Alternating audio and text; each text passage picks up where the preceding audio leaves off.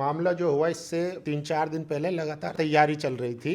BJP के नेता जो थे वो लगातार मोबिलाइज कर रहे थे लोगों को कि हम वहां जाएंगे, पूजा करेंगे और इस तरीके की चीजें थी। डीएम जो थे उनसे भी बातचीत चल रही थी। सरकार को पता था, पुलिस प्रशासन को पता था, वहां पर मौजूद थी पुलिस। उसके बावजूद भी लोग अंदर चले जाते हैं, वहां पर तोड़फोड़ करते हैं और भगवा झंडा भी। उत्तर प्रदेश की पुलिस है जहां पर अगर दलित प्रोटेस्ट करते हैं तो उसको उपद्रवी बताकर उनके ऊपर लाठीचार्ज कर दिया। अगर मुसलमान प्रोटेस्ट करते हैं जो संवैधानिक अधिकार है तो उनके ऊपर जो है गोलियां चला दी जाती है और बाकायदा उसके बाद अगर वो उनमें बच जाते हैं तो फिर कानूनी कार्रवाई की जाती है। उनके घरों पर बुलडोजर चलाया जाता है। तरीके से वोट चोरी को लेकर हमारे सांसद निर्वाचन सदन जाना चाह रहे थे, उनको डिटेन करके पूरे विपक्ष कम से कम 100 से ज्यादा सांसदों को डिटेन करके थाने ले जाया गया। अभी कांवड़ यात्रा हुई थी, धर्म के नाम पर किस तरीके से वहां पर लोगों को परेशान किया सबने देखा। लोग अगर जा रहे हैं, किसी की बाइक टच हो जाती है, कार टच हो जाती है तो उनके साथ उपद्रव करना, ढाबों पर जाकर पैसे ना देने पड़े इसलिए झूठा आरोप लगाना कि इसमें नॉनवेज था। तो आज जो है अपराधी का धर्म देखा जा रहा है, जाति देखी जा रही है।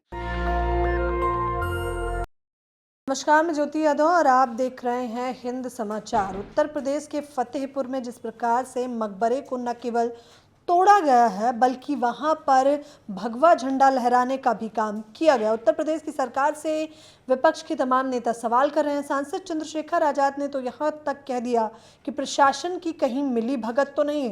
ये सवाल एक के बाद एक उठते चले जाने। तो इस पूरे विषय पर चर्चा करने के लिए इस वक्त हमारे साथ नेशनल दस्तक के बेधड़क पत्रकार फैजल मौजूद हैं, जिनसे हम सीधे बातचीत करेंगे। सर, स्वागत करना चाहूँगी। जी, बहुत बहुत शुक्रिया आपका। फतेहपुर की घटना हालांकि अभी आई है, लेकिन इससे पहले तमाम घटनाएं ऐसी आती रहती हैं। संभल की घटना हो या कोई भी मज़ार हो, मकबरा हो, उन्हें खंडित किया जाता है बार बार।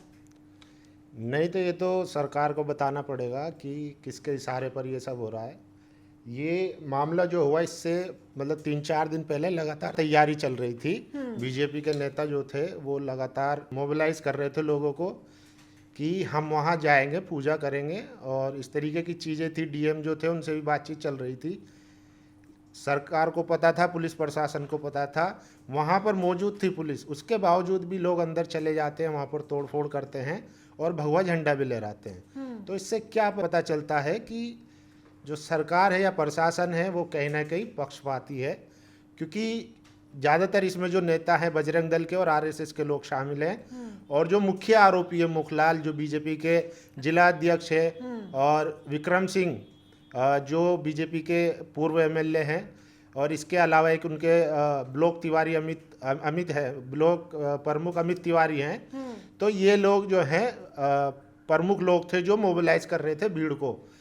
लेकिन उसके बाद भी पुलिस वहाँ पर मौजूद होती है, पुलिस बातचीत करती है और पुलिस के सामने आप देखते हैं कि एक तस्वीर भी वायरल हो रही है जिसमें पुलिस के ऊपर जो है डंडा ताने हुए देखा जा सकता है। तो आप समझिए कि ये वही उत्तर प्रदेश की पुलिस है जहां पर अगर दलित प्रोटेस्ट करते हैं तो उसको उपद्रवी बताकर उनके ऊपर लाठीचार्ज कर दी जाती है। अगर मुसलमान प्रोटेस्ट करते हैं जो संवैधानिक अधिकार है तो उनके ऊपर जो है गोलियां चला दी जाती है और बाकायदा उसके बाद अगर वो उनमें बच जाते हैं तो फिर कानूनी कार्रवाई की जाती है। उनके घरों पर बुलडोजर चलाया जाता है, उनसे जो है जो कहा जाता है कि ये सरकारी संपत्ति है, सार्वजनिक संपत्ति है, उसको जो नुकसान पहुंचाया है उसकी भरपाई के लिए बाकायदा पोस्टर निकाले जाते हैं। तो ये सरकार को तय करना है कि वो आखिर में जो बाबा साहेब ने संविधान बनाया था, संविधान भारत की तमाम जो चाहे वो धर्म हो, जाति हो, लिंग हो, उन सब के बीच में एक समझौता है कि मिनिमम चीज़ें ये हैं जो संविधान में लिखी गई हैं। सबको अपने धर्म की आज़ादी होगी, प्रचार प्रसार की, सबको बेसिक अधिकार होंगे, मूल अधिकार होंगे। तो संविधान वो बना, लेकिन आप जो है धर्म के आधार पर भेदभाव कर रहे हैं, क्या मैसेज जा रहा है? तो ये भी चीज़ हमें समझनी होगी। और जिस तरीके से फतेहपुर की घटना घटी है बहुत निंदनीय है। और लोग तो देखिए एज ए मुस्लिम मैं और तमाम लोग सोशल मीडिया पर लिख रहे हैं कि ये जो है 1992 6 दिसंबर की याद दिलाता है, जहां यूपी की सरकार ने सुप्रीम कोर्ट में बाकायदा एफिडेविट दिया था कि हम इसकी रक्षा करेंगे, लेकिन उसके बावजूद भी उसको डेमोलिश कर दिया गया। जब फैसला आया तब भी सुप्रीम कोर्ट ने माना कि जो वो एक्टिविटी हुई थी जो गिराने की, शहीद करने की, तो तब सुप्रीम कोर्ट ने माना कि वो जो है एक क्रिमिनल एक्ट था। उसके बावजूद भी जो है देखिए अदालतों में आप एफिडेविट दे रहे हैं, ठीक है, फिर उसके बाद आप रक्षा नहीं कर पा रहे हैं। वहाँ के एसपी कह रहे हैं, जो अनूप सिंह है फतेहपुर के, वो कह रहे हैं कि हमने बल थोड़ा मतलब इस्तेमाल किया, जो आए थे दंगाई थे या आताई थे, मैं तो उनको हमने बलपूर्वक रोकने की कोशिश की। लेकिन आप वीडियो में देख सकते हैं कि एक दूसरे पुलिस वाले जो उपद्रवियों में शामिल थे, एक शख्स है काली टी शर्ट में और सर पे भगवा गमछा बंधा हुआ है, खूब वायरल हो रहा है किस तरीके से उसकी पीठ पे हाथ रख के वो हंस के बात कर रहे हैं। तो देखिए, अब चीज़ें छिपी नहीं है, सोशल मीडिया का ज़माना है। ऐसा नहीं है कि आप मीडिया को सेंसर करके जो आपका नैरेटिव है वही सेट करेंगे। सोशल मीडिया का ज़माना है, हर शख्स के हाथ में फ़ोन है, तो सारी पोल खुल जाती है। अब सरकार को तय करना है, संविधान का इकबाल कायम करना चाहती है या इस तरीके की जो घटनाएं घट रही है। ऑलरेडी बीजेपी, और देखिए ये जो छोटी मोटी घटनाएं होती है इसका असर सिर्फ भारत में नहीं होता, दुनिया भर में जब वीडियो रिलीज होती है दुनिया भर में जाता है। कल आप देखिए, कल जिस तरीके से वोट चोरी को लेकर हमारे सांसद निर्वाचन सदन जाना चाह रहे थे, उनको डिटेन करके पूरे विपक्ष, कम से कम 100 से ज़्यादा सांसदों को डिटेन करके थाने ले जाया गया, और उसी दिन ये घटना होती है। चीज़ ये भी है कि जब जब बीजेपी फंसती है, बीजेपी को हिंदू मुसलमान से फायदा होता है, मतलब जानबूझ के मुद्दा लाना। फैजल सर, सवाल ये भी है कि जिस प्रकार से सीएम योगी आदित्यनाथ की सरकार एक तबके विशेष को टारगेट कर रही है, बीते कई सालों से हम लगातार देख रहे हैं, तो बतौर पत्रकार और बतौर मुस्लिम पत्रकार आपको क्या लगता है कि प्रशासन की मिली भगत है इसमें? लगता क्या है, सबके सामने है, लोग लिख रहे हैं, बोल रहे हैं। ऐसा तो नहीं है कि हर कोई गोदी मीडिया है उनका नैरेटिव ही चलाएगा। जो भी देखिए, मुसलमान नहीं, जो भी सेकुलरिज्म में मानता है, संविधान में मानता है, इंसानियत में मानता है, जो इंसाफ समझता है, बेसिकली जो इंसाफ समझेगा उसको दिख रहा है कि क्या हो रहा है। अगर मुसलमान है तो उसको जो है बुलडोजर चला दिया जाएगा और गोली भी मार दी जाती है। ठीक है कि ये उपद्रवी थे, संभल में हमने देखा, सीए प्रोटेस्ट में हमने देखा। और अगर आप आरएसएस, बजरंग दल, इनसे आप एफिलिएटेड हैं तो सरकार आपको संरक्षण देती है। अभी कांवड़ यात्रा हुई थी, धर्म के नाम पर किस तरीके से वहाँ पर लोगों को परेशान किया सबने देखा। लोग अगर जा रहे हैं, किसी की बाइक टच हो जाती है, कार टच हो जाती है, तो उनके साथ उपद्रव करना, ढाबों पर जाकर पैसे ना देने पड़े इसलिए झूठा आरोप लगाना कि इसमें नॉनवेज था। और पुलिस का क्या रिएक्शन था पूरे उसमें कि वो एक बातचीत करके कि हमने समझा दिया है, बुझा दिया है और उनको हमने भेज दिया, मतलब कार्रवाई कोई नहीं हुई। तो आज जो है अपराधी का धर्म देखा जा रहा है, जाति देखी जा रही है। अगर आप दलित हैं, पिछड़ा हैं और मुस्लिम हैं, अल्पसंख्यक हैं, तो आपके खिलाफ कानूनी कार्रवाई की जाती है। हालांकि सुप्रीम कोर्ट से ऊपर उठकर सुप्रीम कोर्ट ने अपनी रूलिंग में कहा था कि बुलडोजर चलाने से पहले आपको जो पक्ष है उसको कॉन्फिडेंस में लेना पड़ेगा, टाइम देना पड़ेगा, लेकिन उसको भी दरकिनार करते हुए बुलडोजर चलाए गए जहाँ कई जगह जहाँ बीजेपी की सरकार है। तो ये साफ दिख रहा है और छिपा नहीं है। लेकिन ऐसा नहीं है कि भारत का मुसलमान जो है वो उम्मीद हार चुका है, हिम्मत हार चुका है। वो अभी भी उम्मीद है, क्योंकि भारत में देखिए 100-150 करोड़ लोगों का देश है। अभी भी ऐसे बहुत लोग हैं जो सेकुलरिज्म में मानते हैं, जो सब चीज़ें देख रहे हैं कि आखिर बीजेपी सरकार कर क्या रही है। तो टाइम आएगा, वक्त आएगा, चीज़ें बदलेंगी, हालात बदलेंगे, लोगों को एहसास होगा। कुछ लोग खड़े हैं, बोल रहे हैं, कुछ लोग डर की वजह से बोल नहीं पा रहे, लेकिन वो दिल से साथ हैं। तो ऐसा नहीं है कि अभी मतलब उम्मीद समर्थन तो दिया जा रहा है जायज तौर पे, संवैधानिक देश है, संविधान के हिसाब से ही चलेगा। जो लोग हिंदू संगठन के आए थे, बकायदा उन्होंने प्रशासन को नोटिस जारी किया कि हम 8 तारीख को उन्होंने नोटिस दे दिया कि हम ये सब करने वाले हैं। उसके बाद प्रशासन का पहला तो लचीला रवैया, और दूसरा वो जो कह रहे थे कि यहाँ पर शिव मंदिर है। अमूमन ये देखा जाता है मस्जिद में शिव मंदिर देख लिया या मकबरे में भी मंदिर ही देखा। देखिए, इसके लिए थोड़ा पीछे जाएं तो जब हमने संविधान बनाया उसके बाद, जब बाबरी का जो मामला चल रहा था उसके बाद एक कानून बना, प्लेसेस ऑफ वर्शिप एक्ट 1991। उसमें ये था कि जो बाबरी है उसको छोड़कर बाकी जितने भी ऐसे प्लेसेस हैं जो विवादित हैं या हो सकते हैं, तो उनको उनका जो है जो मूल रूप है उसमें बदलाव नहीं होगा। लेकिन आज जो है बीजेपी, आरएसएस, बजरंग दल उस कानून को भी नहीं मानती। और तमाम, देखिए, अगर आप इस तरीके से दूसरी जगह पे दावा करना शुरू करेंगे तो देश में, देखिए, यहाँ पे कई सिविलाइजेशन रही है।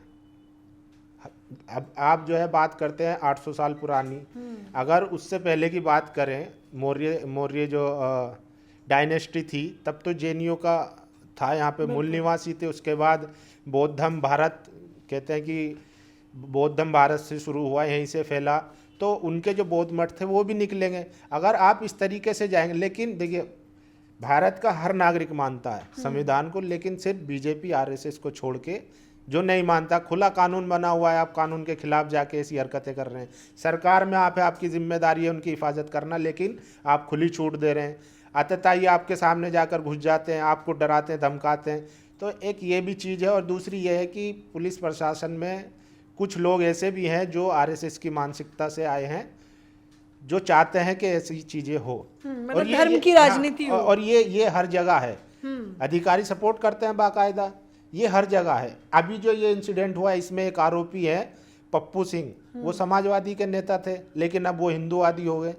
तो जैसे ही मौका मिलता है वो अपना रुख हालांकि अखिलेश यादव और समाजवादी पार्टी ने इसका खंडन किया, विरोध किया, जब किया है, और उसको जो है कदम उठाया और उनको पार्टी से निष्कासित कर दिया, जो बहुत अच्छी पहल है। देखिए, आप या तो संविधान से चलेंगे या फिर आप जो है, आपकी विचारधारा ऐसी है। अब वो जो है वही विक्टिम कार्ड खेल ले के मैं हिंदू था, समाजवादी पार्टी जो है वो मुसलमानों की पार्टी है, हिंदुओं की सुनी नहीं जाती, ये है वो है, दुनिया भर की बातें बोल रहे हैं, क्योंकि अब उन्हें अपनी राजनीति भी करनी है।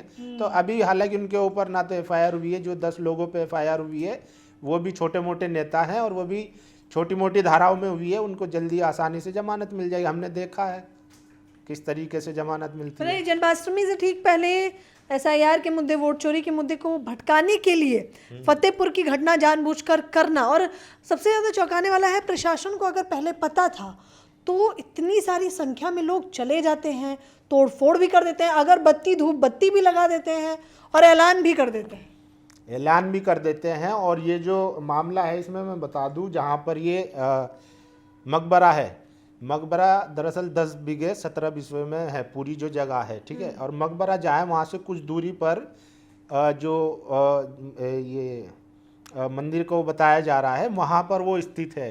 इसकी गाटा संख्या भी मैं आपको बता देता हूँ। देखिए, 1159 सरकारी रिकॉर्ड में चेक कर सकते हैं, और जो ये मकबरे की संख्या, गाटा संख्या 753 है। तो ये दोनों काफ़ी दूर हैं, लेकिन चूंकि बवाल करना है, हेडलाइन चेंज करनी है। कल इतना बड़ा मामला हुआ कि वोट चोरी को लेकर 100 से ज़्यादा सांसदों, आपको पता है विदेशी मीडिया ने क्या छापा है कि भारत में जो लॉ मेकर हैं वो जेल में बंद हैं। आपने तो बकायदा ग्राउंड रिपोर्ट भी करी थी। कल हम वहाँ मौजूद थे। तमाम सांसदों को जो है जेल में ले जाया गया, चाहे वो मल्लिकार्जुन खड़गे हो, 80 साल की उनकी उम्र है लगभग, शरद पवार जो आप जानते हैं कि उनके साथ थोड़ी दिक्कत है, वो भी मतलब थाने में गए। तो इस तरीके से देश चलाया जा रहा है, और वोट चोरी का मामला इतना बड़ा मामला हो चुका है कि अब जो है लोग अपने से रिसर्च कर रहे हैं, जानकारी इकट्ठा कर रहे हैं। वो निर्वाचन आयोग की वेबसाइट तो उन्होंने डाउन कर दी 4 उसकी, और बिहार में वो स्कैन करके कॉपी डाल रहे हैं, लेकिन उसके बावजूद भी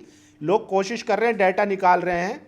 और देखिए, जहाँ से हमारी जो कॉन्स्टिट्यूएंसी है बनारस, वहाँ पर एक राजकमल नाम के शख्स हैं जिनके 50 बेटे हैं। मतलब एक शख्स के 50 बेटे हैं, 50 वोटरों का एक पिता है। ये बनारस में हुआ। बनारस का रिजल्ट आपको पता है कि जब शुरुआती दौर में जो अजय राय थे कांग्रेस के प्रत्याशी, वो कितना आगे चल रहे हैं, बाद में चेंज हुआ। इसके अलावा और ऐसी तमाम खबरें आ रही है। तो लोग ये बहुत सीरियस मुद्दा बता रहे हैं कि वोट चोरी का जो आम जनरेशन है, मैं तो यहाँ तक कहता हूँ कि जो जिन्हें हम जेनजी बोलते हैं ना, कि रील बनाते हैं, उन्हें कुछ खबर नहीं रहती।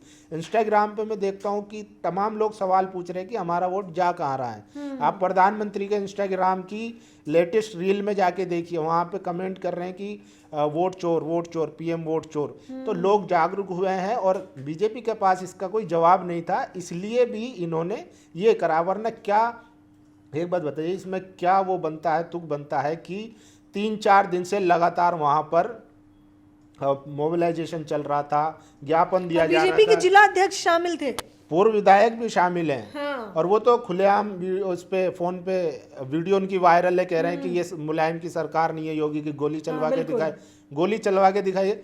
तो आप देख सकते हैं, अगर पुलिस प्रशासन चाहता तो इसको कंट्रोल कर सकता था, लेकिन उन्हें मीडिया में हेडलाइन भी मैनेज करनी थी। वोट चोरी का मुद्दा भी आज देखिए, कल इतना बड़ा जो है मामला रहा, पूरा दिन ट्रेंड रहा, आज हेडलाइन चेंज है, पूरे में सब में मकबरे की खबर चल रही है। तो देखिए किस प्रकार से मुख्य खबरों से ध्यान भटकाने के लिए फतेहपुर में इस प्रकार से निर्मम तरीके से बाकायदा मकबरा तोड़ा गया है। बवाल लगातार जारी है, विपक्ष के नेता सवाल कर रहे हैं और ये भी बता रहे हैं। इसमें एक चीज और मैं कहना चाहूँगा, देखिए जब आरोपी होता है ना, तो हमारे जो प्रदेश के मुख्यमंत्री है योगी जी, जब कोई आरोपी मुसलमान होता है तो बाकायदा वो सदन में नाम लेते हैं, मुसलमान और यादव मुख्य तौर पे। सिराजुद्दीन, ठीक है। मैं 2 इंसिडेंट बताता हूँ। एक झांगुर बाबा जो अभी जिन पर आरोप लगा, वो आरोप सच्चा है झूठा है वो बात की बात है, अदालत तय करेगी, लेकिन उनका बाकायदा नाम लेकर ट्वीट किया गया। इसके अलावा एक इंसिडेंट था लखनऊ में, पुराना था, बरसात का था, वहाँ पानी भर जाता है तो कुछ लोग जो है महिलाओं पर वो पानी वगैरह फेंकने लग जाते हैं। तो उनको जब अरेस्टिंग हुई तो बाकायदा जो योगी जी थे उन्होंने सदन में कहा कि यादव, उसमें कुछ यादव भी थे, बाकायदा नाम लिया कि यादव और मुसलमान। हाँ, यादव और मुसलमान, तो सदन में नाम लेते हैं। लेकिन आज जब सदन की कार्रवाई चल रही थी, मैं देख रहा था, उनके मंत्री थे एक खन्ना करके हैं, राजेश खन्ना करके, तो वो बता रहे थे कि हमने कार्रवाई की है, ऐसा नहीं है, मकबरे की जो मामले में प्रशासन ने, पुलिस ने कार्रवाई की है, सरकार ने संज्ञान लिया है और इसमें 10 लोग नामजद हैं और 150 से ज़्यादा ज्ञात हैं। तो मैं, वो कह रहे हैं कि मैं इनका नाम भी बता देता हूँ। तो योगी जी वहीं बराबर में बैठे रहते हैं, वो कहते हैं नाम रहने दो, नाम बताने की ज़रूरत नहीं है।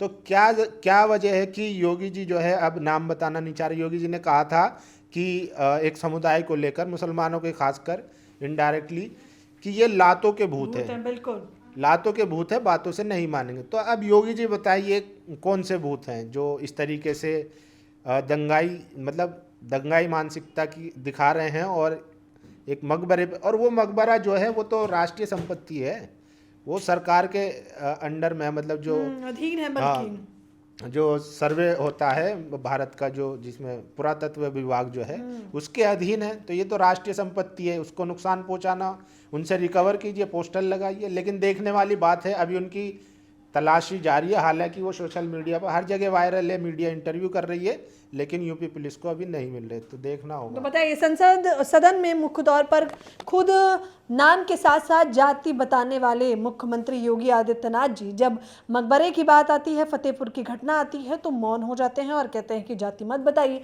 क्योंकि कहीं ना कहीं उन्हें भी पता है कि उनका ठाकुरवाद खासतौर पर उत्तर प्रदेश में चरम पर है और जिन लोगों ने घटनाएं की है वो आधे से अधिक सभी लोग हिंदू संगठन से संबंध रखते हैं। सबका अपना अपना संगठन है और सभी लोगों ने विवाद किया है। अब देखना होगा सीएम योगी आदित्यनाथ जो सच में रामराज की दुहाई देते हैं उत्तर प्रदेश में, क्या कार्यवाही करेंगे या नहीं।